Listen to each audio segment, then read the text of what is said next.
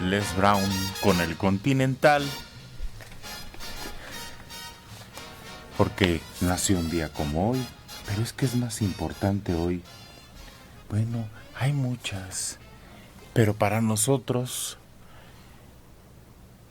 creo que es más importante que un día como hoy desembarca Cortés en el Golfo de México. Todos los mares, todas las enfermedades, la corrupción. Pues ahora ese es el discurso, nosotros éramos puros, nobles. Y desde que llegaron ustedes los españoles, nos dieron en la torre a nosotros. No, yo soy ligeramente más joven que esa época, pero no, no estábamos limpios y puros. Acuérdate que alteraban la semilla de cacao, que era la moneda, para que les rindiera más. Bueno, pero era raro, por eso había quien vigilaba que no hicieran esa tranza en los mercados, ¿no?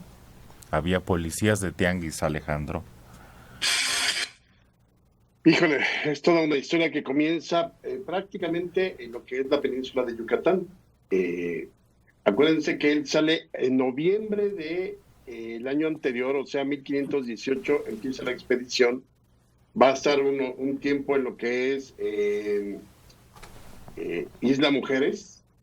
Ahí es donde va a encontrarse o van a encontrar sus hombres a Gonzalo. Jerónimo de Aguilar, que es este español que había sobrevivido a un naufragio y que va a ser su traductor los primeros meses de contacto con todas estas naciones indígenas del Golfo, entre ellas el señor, el cacique gordo de Tabasco, que es quien le va a regalar a mujeres, entre ellas el Malinche. Pero sin duda es el momento de inicio de lo que se conoce como la conquista de México, porque esto es 14 de marzo de 1519 y pues prácticamente un mes después ya está fundando lo que va a ser el ayuntamiento de la Villa Rica de la Veracruz, o sea, Veracruz, para acabar en pronto. Pero en todos los lugares donde llegue va a encontrar gente, algunos más hostiles que otros.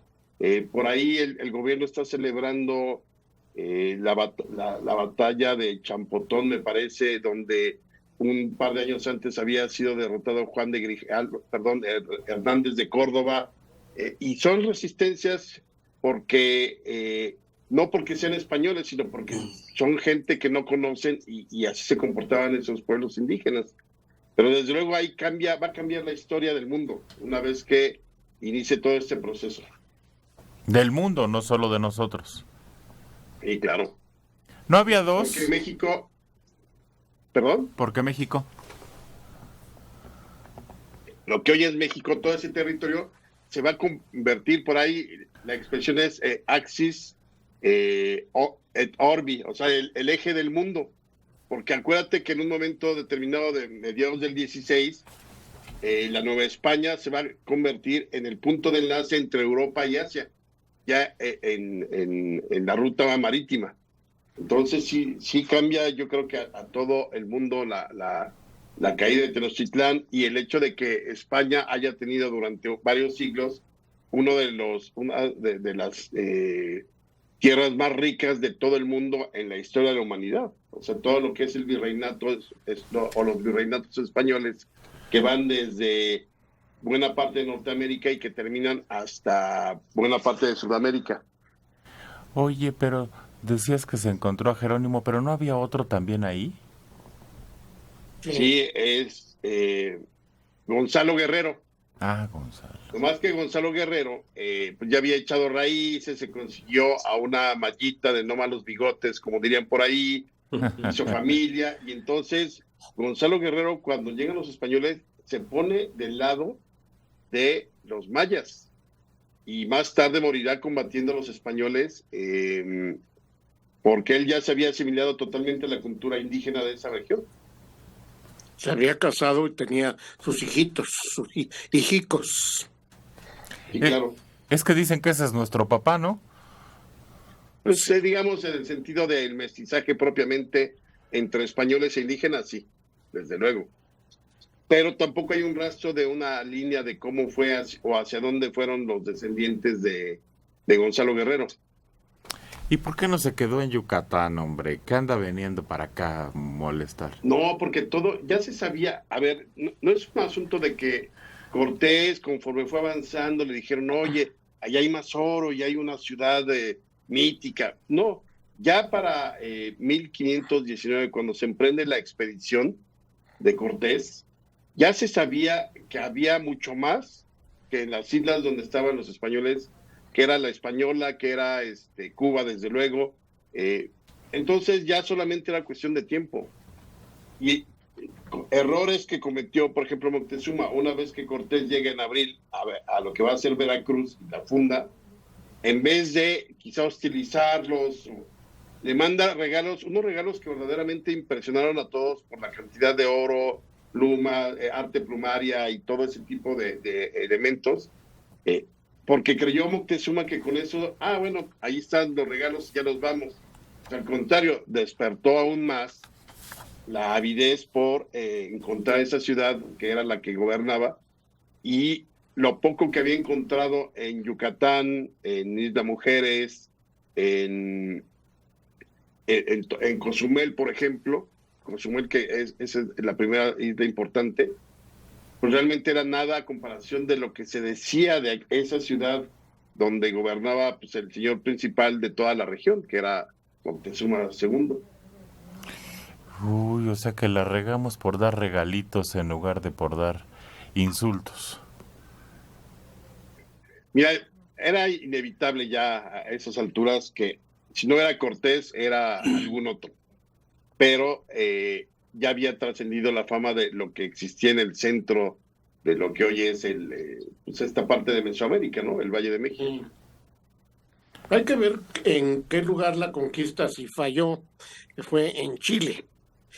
En Chile los indígenas mataron a Pedro de Valdivia y se mantuvieron en efecto independientes un tiempo muy breve hasta que llegaron nuevas expediciones mejor armadas, sobre todo del virreinato de Perú, y los sometieron. Ya para un siglo después ya estaban igual de sometidos.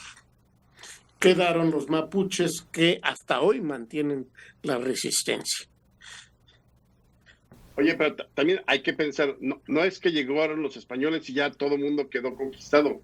Todavía hubo, y lo dijimos hace unos días, todavía hubo regiones en el norte del país, digamos Sonora, la región más al norte de Sinaloa, Chihuahua, Nuevo México, toda esa parte que hasta entrado el siglo XVIII no habían podido ser dominadas las tribus que vivían ahí. Entonces no fue inmediato de que en el siglo XVI ya todo el mundo ya era la Nueva España y se vivía tranquilamente, no, se llevó varias décadas y dependiendo de cada región, porque acuérdense que lo que sería la Nueva España estaba formada era un mosaico, eran distintas naciones que tenían sus propios gobiernos y no era un solo país, no eran los indígenas contra los españoles.